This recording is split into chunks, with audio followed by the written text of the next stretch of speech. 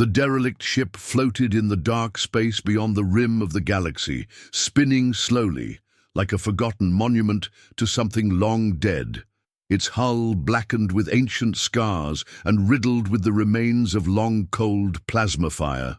Lord Commander. Corin of the Ralkan Imperium stood at the viewport of the command cruiser Talvar, his four eyes narrowing as the massive wreck came into view, a relic of a civilization that had once dared to stand against the stars. The humans, or so the records called them, had vanished from galactic affairs nearly 600 years ago, their colonies silent, their fleets gone, their transmissions fading into the void like ghostly whispers. Some said they destroyed themselves. Others believed they had fled into the unknown, but no one had ever dared to find out until now. Driven by ambition and pride, Corin had ignored the warnings of elder tacticians and scholars who spoke in hushed tones of the Terran wars, and he had led his expeditionary fleet deep into what was once called Terran space. The derelict was there, first real clue. A massive warship, half buried in a silent asteroid belt, its armor thick and its shape brutal, unlike the elegant curves of Ralkon design, and the boarding team had barely managed to cut through its ancient hull. Inside, they found no bodies, no signs of battle, just flickering systems running on backup power, and a message, one single warning engraved into the central command deck, carved into the steel with a precision laser. The words pulsing faintly. In red, to those who find this, never challenge Earth's children. The message was written in Standard Galactic, but also in English, one of the ancient Earth languages that translators quickly decrypted. The crew stared at it in silence, some laughing nervously, others growing quiet. Commander Valira, second in command, looked unsettled, her voice barely a whisper as she read it aloud again, sensing something wrong, something deeper, something left behind on purpose. Corin, however, dismissed it as theatrics, remnants of a fallen species trying to frighten the future with empty threats. He ordered the team to download what data they could from the ship's memory banks, though most of it was corrupted or encrypted far beyond modern algorithms, and then he gave the order to press forward. The fleet moved deeper into the Terran sectors, passing once colonized planets now cold and lifeless, orbiting dead suns. Yet something felt off. Nothing was scavenged, nothing looted or broken. It was as if the humans had packed up and left, but with care, leaving their cities like tombs sealed for a future that never came. On Mars, they found a city completely preserved under a transparent dome, still powered by solar arrays that hummed with low energy, yet no life within.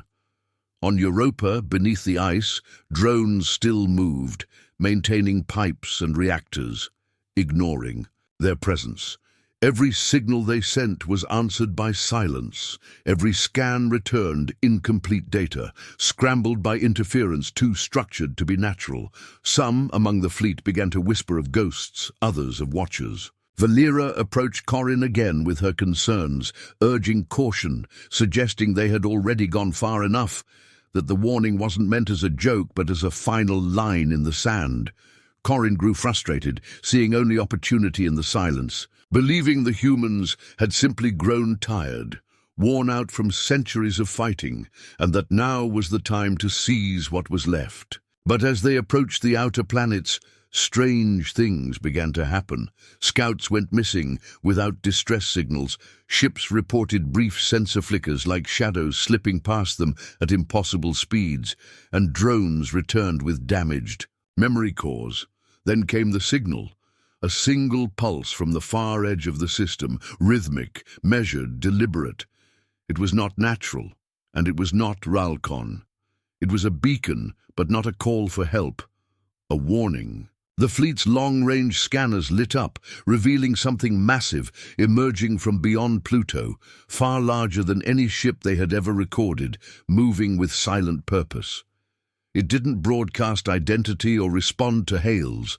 It simply approached. Panic began to crackle beneath the surface of the crew's calm. Valera ran simulation after simulation and concluded that the approaching force didn't match any known pattern, but the ship's silhouette.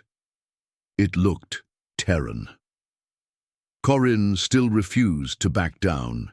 He ordered weapons charged, defenses raised, and all systems set to high alert. The fleet formed battle formation as the unknown object closed the distance. Then, a second pulse echoed across the system, this one clearer. You were warned.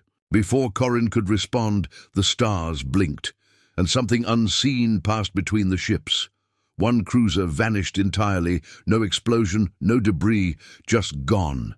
Another ship spun out of formation, its systems fried by a cascading failure no one could trace.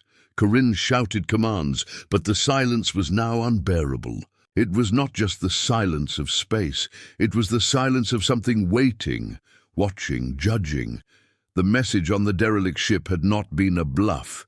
It had been a truth carved in desperation, a final echo of a people who had not died, but had become something more, something hidden, something terrible. And now Earth's children were stirring. The fleet drifted deeper into the silent grave of the Terran system, the shadows of once great worlds stretching across the dark void, like ghosts reaching out with cold fingers. And though no enemy had yet been seen clearly, every crew member on board the Talvar felt the weight of something watching them, something ancient and patient and far more powerful than any of them had expected. Lord Commander Corin paced the bridge, his expression fixed in a mask of control, but the edges of his composure had begun to crack as more strange occurrences piled up. Static on secure channels, equipment failing without reason, drones returning, with warped footage showing blurred shapes moving too fast to track. Mars, which once bore the heart of Terran command, offered only silent cities preserved like museum pieces, untouched by looters or decay. Power still humming beneath the ground, lights flickering in towers where no life moved. On one tower's screen, still active after all these years, was a looping video feed. Nothing but a corridor filled with dust, and once every few minutes a shadow flickered across it, too fast and too tall to be natural. Corin ignored it. He ordered scans of Titan next, expecting more relics, maybe some tech to steal or adapt. Instead, the scout team reported something worse, a command bunker, sealed tight, with no visible damage. They broke inside and found the remains of what was clearly a human military installation, still running on some low-power reserve, systems clean and uncorrupted. In the center, on a rusted metal chair, sat a skeleton in faded armor, clutching a Terran flag to its chest, its skull tilted as if watching the door. Nearby, a terminal blinked softly, waiting to be accessed. The engineers hesitated, feeling a sense of unease, but followed orders and connected to the system. A log opened, video footage of the final days. The last general of that base spoke slowly, his voice worn with time, but his words sharp and focused. "We are not gone. We are waiting, and we see you." The footage ended with coordinates locked into the system, pointing far beyond Neptune. No one understood why a dying man would leave a path to something hidden so far from the sun. But Corin, stubborn and proud, chose to follow it. Valera warned him again, her voice shaking as she told him about the shapes in the dark, the increasing number of ships losing communication for seconds at a time, just long enough for damage to appear or crew to report seeing something they couldn't describe. She spoke of the temperature drops in sealed rooms, of voices caught on internal comms that didn't belong to anyone alive. Corin dismissed it all as fear, a weakness that did not belong among conquerors. They followed the coordinates to the edge of the system, where the sun's light barely reached, and found a ship, black as space, resting still in the dark. Its design was not Ralcon. It was too smooth, too sharp, and it did not match anything in their records. It emitted no signals, no signs of life. But when they scanned it, the power readings were off the charts, as if the ship were asleep, not dead. The Talvar launched a drone toward it, but before it could even reach halfway, it vanished off sensors. No explosion, no sign of destruction, just gone. Then all systems across the fleet shut down for exactly 3 seconds.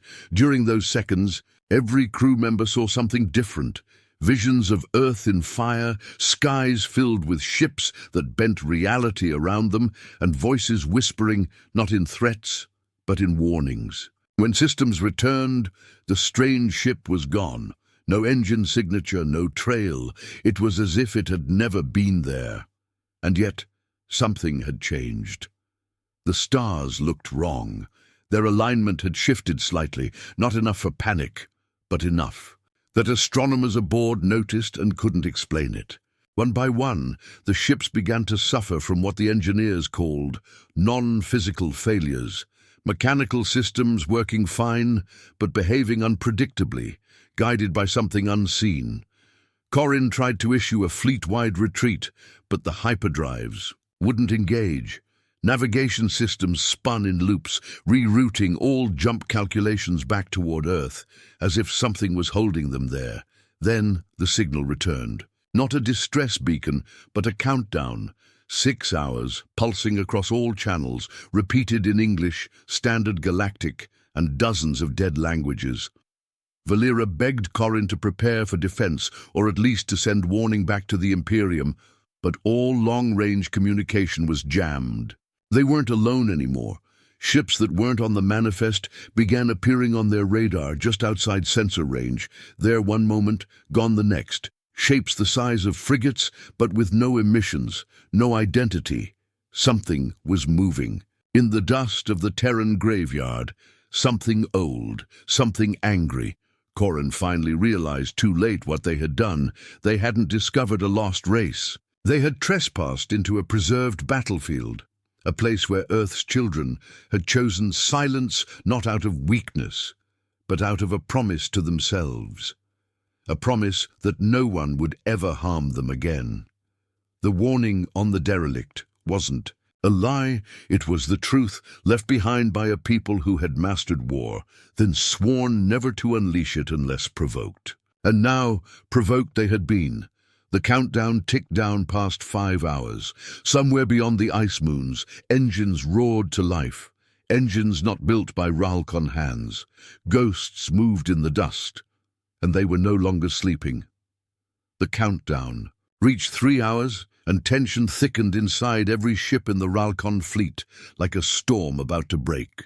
While crew members whispered of omens and ghosts and the feeling that they were no longer exploring, but standing in the middle of a silent battlefield, waiting for a war to start again, and Lord Commander Corin, once so proud and certain, now stared at the fleet's command screen with a clenched jaw and eyes full of doubt, because everything around them had grown too quiet, too still, like the galaxy itself was holding its breath. The sensors flickered again, brief but sharp, showing massive energy spikes near the edge of the system, beyond Neptune, too far and too large to be anything but ships.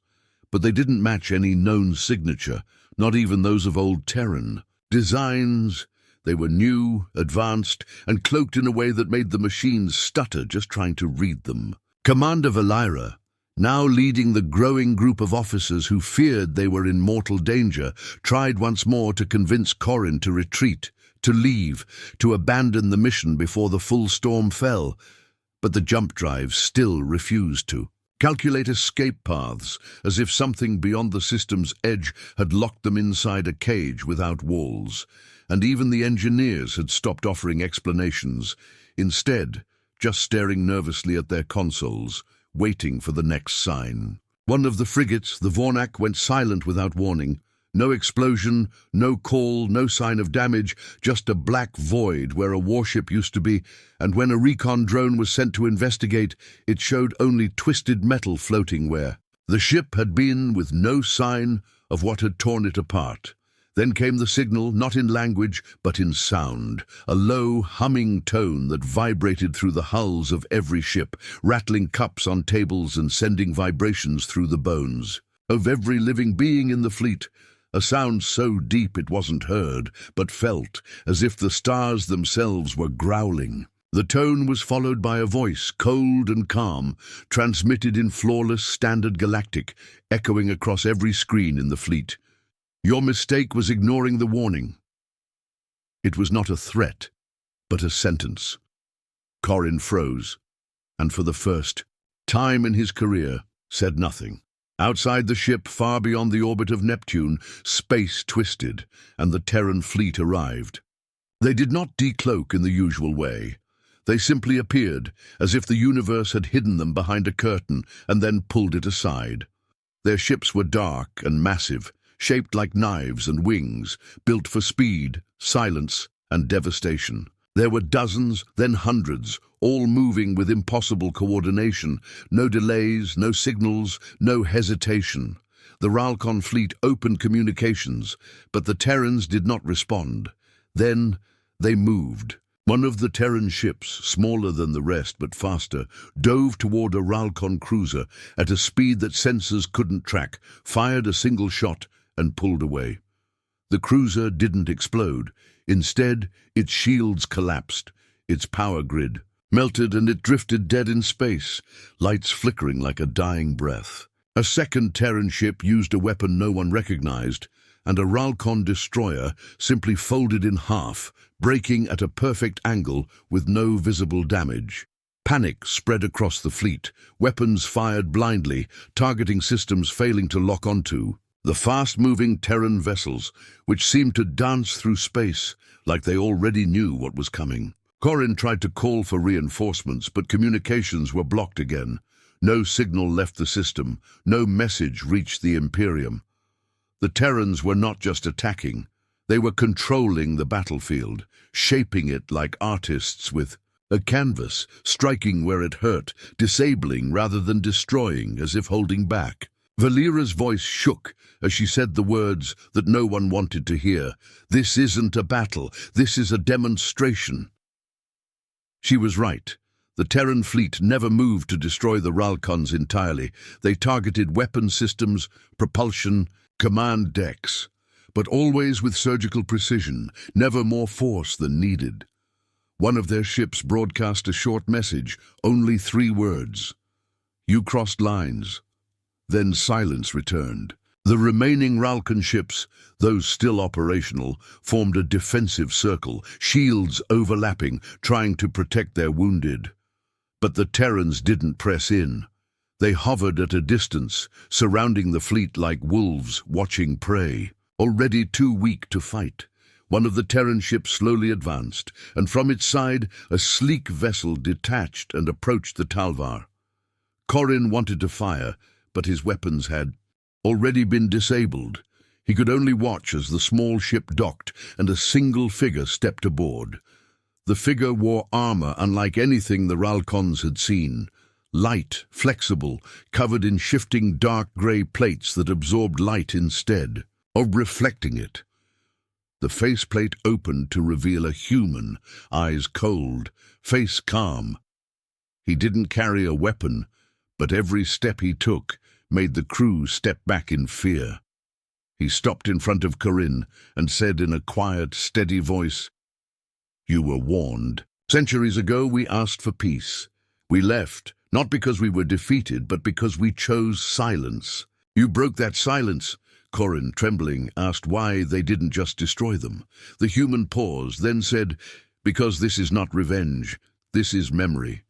With that, he turned and left. The docking ship detached, returned to the fleet, and the Terran vessels pulled back, but not far. They waited at the edge of the system, letting the Ralcons see them, feel them, know that escape would only be allowed because Earth's children had chosen it. Corin stood in silence on the bridge of a disabled ship, surrounded by silence and the weight of a lesson finally understood. The Terrans had not vanished. They had grown, hidden, evolved, and now they were awake. The silence after the Terrans withdrew was heavier than any sound, a deep pressure that clung to every ship and every heart in the crippled Ralcon fleet. And though the battle had ended without total destruction, no one dared speak of victory, because the truth now floated clearly in the dark. Earth's children were not only alive, but far stronger than any species had imagined, and they had not forgotten the old war or the blood that had been spilled across the stars. Lord Commander Corrin sat motionless in his command chair aboard the Talvar, his uniform torn at the shoulder, his face pale and hollow, staring at the quiet void where the Terran fleet still waited like judges rather than executioners, unmoving, yet always present. And his thoughts ran in endless circles. What had gone wrong? Why had they come? And how had the Terrans become what they now were? Commander Valira, wounded but alive, stood at the edge of the bridge, her voice soft and urgent as she explained that the remaining ships could be repaired enough to fly, but not to fight, and the jump systems were slowly unlocking as if the Terrans were granting them permission to leave. But Corrin didn't respond, because deep down he knew this wasn't the end. It was only the beginning of something older and darker than the Imperium could imagine. Then a message arrived, not from the Terrans, but from deep within their own systems, an ancient distress signal, buried in old Ralcon war archives, coded in a way only the High Command could read. It was from the colony of Alrian 9, a place thought long abandoned, and it contained only 2 words: they remember. Corrin's hands trembled as he read the message, recognizing the signal as one used only in emergencies of extinction-level threats. And though Valira pleaded with him to return to the Imperium and report all that had happened, he made a different choice. He ordered a small task force to follow him to Alrian 9, against all logic and warnings, claiming they needed to know how far the Terrans had reached and what they were planning. As the ships limped across space, the few that could still fly, they passed through strange interference zones where navigation drifted off course, stars shifted in odd patterns, and communications glitched with brief flashes of old Earth transmissions. Laughter, static, music and war speeches from a time when humans still shouted at the universe. When they arrived at Alrian 9, they found a world that looked normal from orbit. Green forests, blue seas, and no signs of damage. But when they scanned the surface, they found entire cities buried underground, powered and clean, as if ready to rise again. They landed, and the air was breathable, the gravity stable, but the silence was unnatural. The team moved carefully through a massive underground city, where lights flickered on as they walked, systems reacting to their presence, and deep beneath the capital chamber, they found it. A war archive, untouched, preserved by nanomachines still running after centuries. Inside were records of the Terran exodus, logs of the final battles, and a terrifying truth. The Terrans had not just left the galaxy, they had scattered, hiding worlds, building in silence, and watching for the first sign of another empire. Daring to push too far, the last file was a personal message from someone called General Kale Wren, and it played automatically. His face was old, scarred, his voice sharp like iron. "If you found this, then you've made the mistake we feared. We left because we didn't want war anymore. But if you've come this far, you've awakened something older than the Imperium. You've called to the old blood. And now we will answer." The transmission ended, and then the alarm started. On every ship, on every console, lights flared red. A massive Terran signal had just appeared at the edge of the system, 10 ships, moving fast but not cloaked. They wanted to be seen. They wanted the Ralcons to know that the message had been heard. Corrin gave the order to retreat, but only half the ships had functioning jump drives, and the rest would be stranded. Still, he commanded the fleet to try. As the first ship jumped, it was immediately caught in a gravity snare, a field so dense it tore the vessel in half without a single shot fired. The Terrans were not playing anymore. They were demonstrating the power of what they had become, and as one of their ships descended toward the surface of Alrian 9, releasing sleek drones that moved like liquid metal, Valira finally snapped. She ordered her crew to stand down, to stop fighting, to stop running, and for a brief moment she and Corin stared at one another, not as commander and officer, but as survivors of something far beyond their understanding.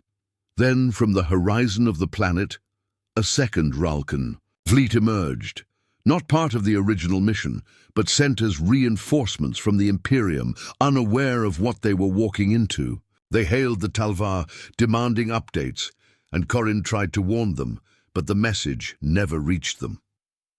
The Terrans struck. The new fleet barely had time to raise shields before 3 of their ships vanished. No weapons fire, no debris, just gone. The others panicked and returned fire, launching full barrages toward the Terran ships, but the missiles curved mid-flight, redirected by unknown forces, and exploded harmlessly in empty space. Then the Terrans answered with a single pulse, one wide, silent blast that shut down every power system for 5 seconds. When the lights returned, half the Ralkon ships were drifting, lifeless, their crews unconscious, as if something had passed through them. Corin watched helpless as the Terrans once again proved that they did not need numbers or noise or destruction. They were precision, they were memory, they were the old blood awakened. And Earth's children had not just returned, they had chosen to fight. The dark sky above Alrian 9 burned with silent light as the Terran ships hovered in perfect formation, unmoving, like statues of war watching from beyond time. And inside, the crippled Talvar, Lord Commander Corin stared at the command screen as one final signal arrived from the surface. An ancient file buried beneath the deepest archive, marked in red with the words, "The Reckoning Code." And though none of the Ralkan engineers could open it, the Terran drones sent down to the planet had clearly activated something, because across every Ralkan ship, lights flickered, alarms sounded, and systems began to speak in an old Terran dialect that had not been heard in centuries, while Valira stood pale and still, reading what few lines the translation systems could catch, and her voice trembled as she spoke the words, "The code is not a weapon, it is a memory, it is a right."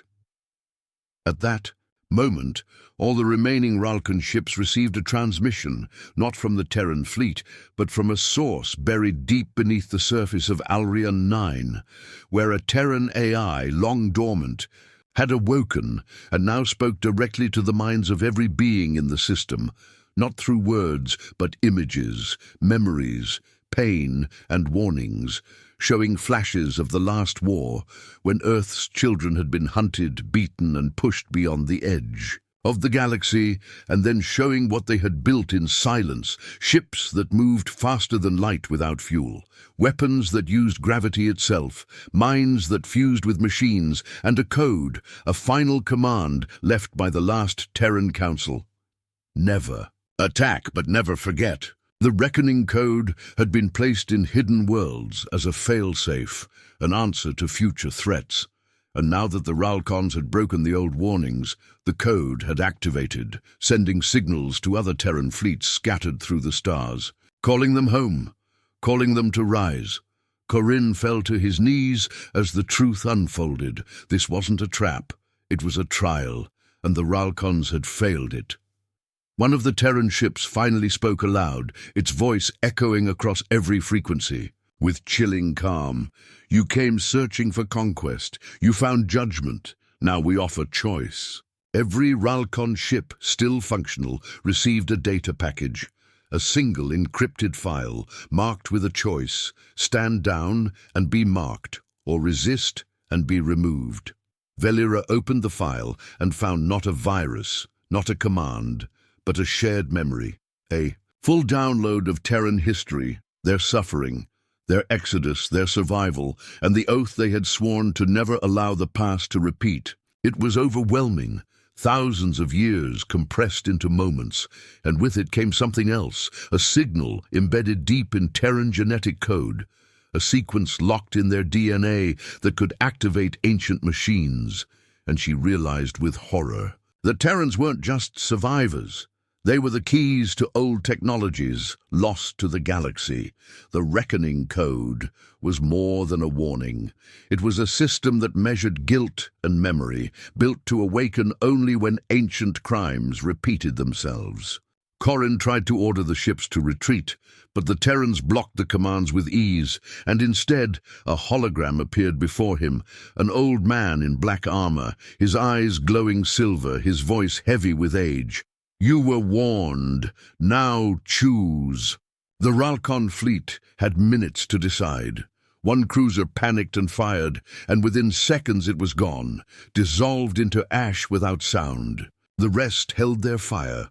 Valera stepped forward and spoke to the hologram. "We didn't know. We thought Earth had died." The old man replied, "And yet, you came with weapons."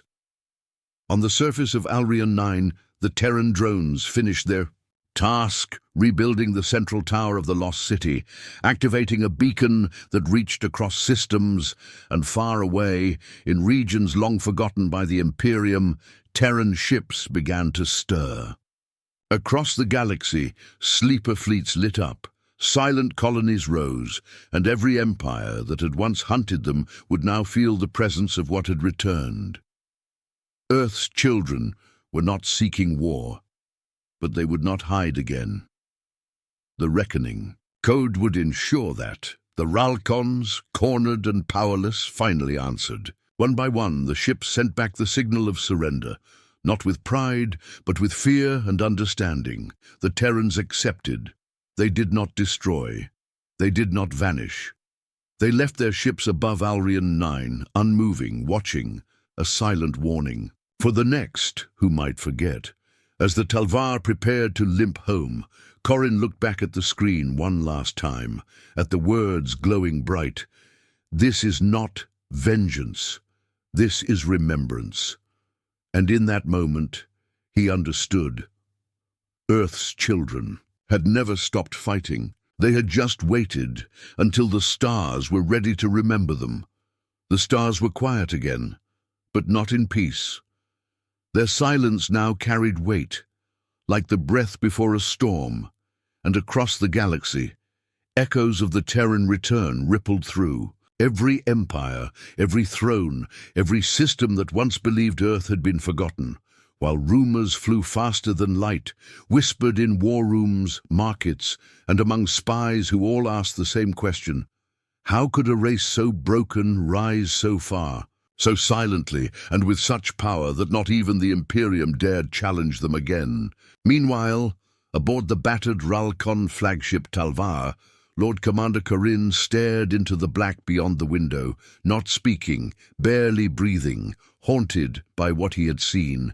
Not just the weapons or the ships, but the eyes of those who carried the old blood of Earth, and the memory of the message they left behind. Not a threat, but a truth. Never again.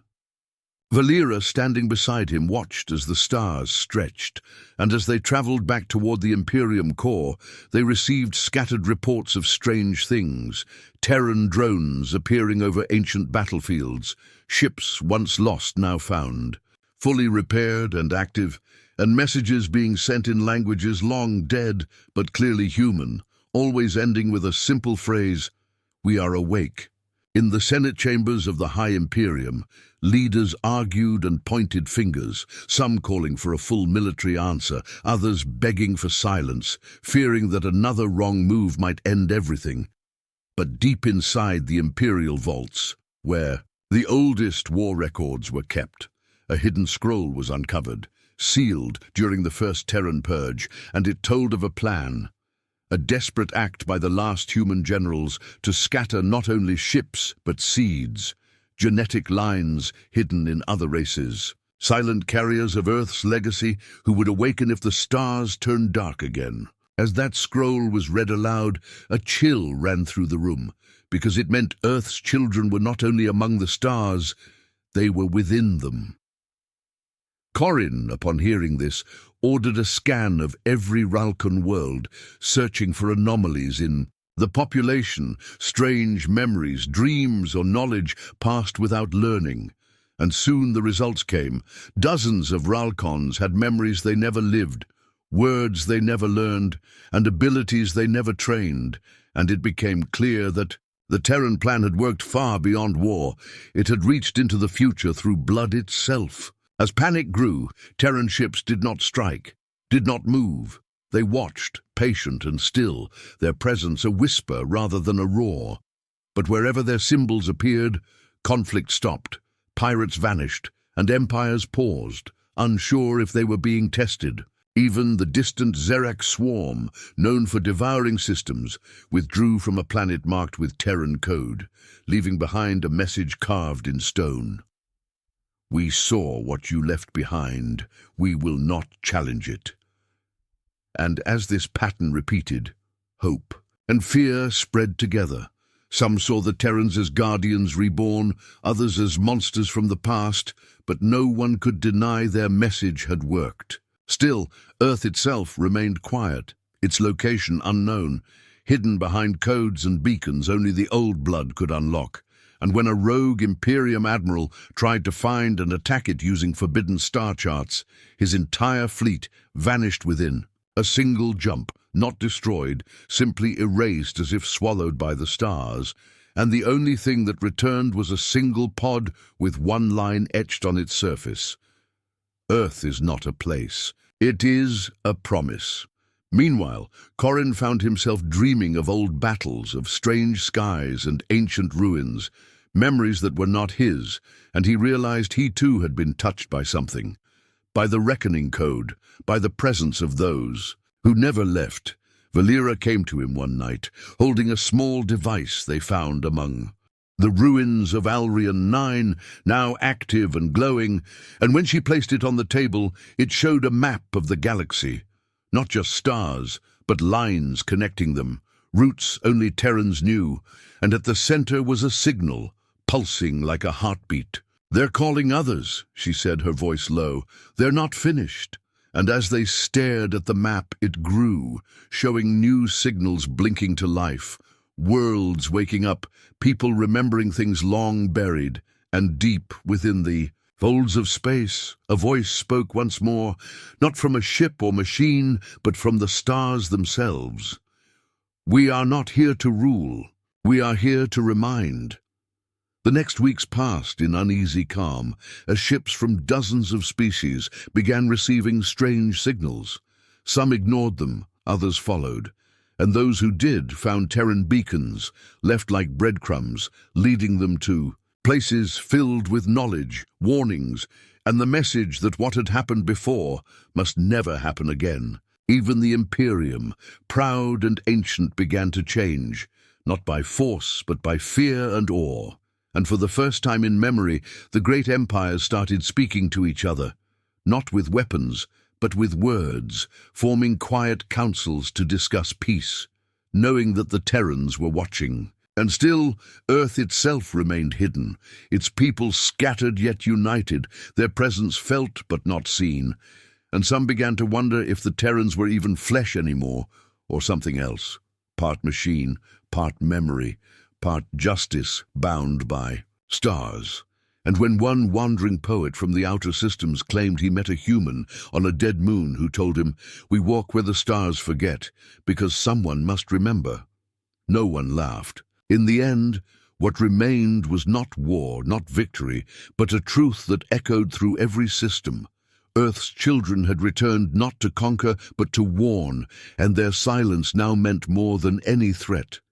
They had become the shadow that made empires think before striking, the ghost in every command room, and as Corrin looked once more at the map still growing with signals and lights, he understood that something old had been reborn, not just in flesh or ships, but in belief. And long after he and Valera were gone, long after the names of empires had changed, the stars would still whisper that final warning, etched in silence and shadow, the same one carved across ruined walls and flickering beacons.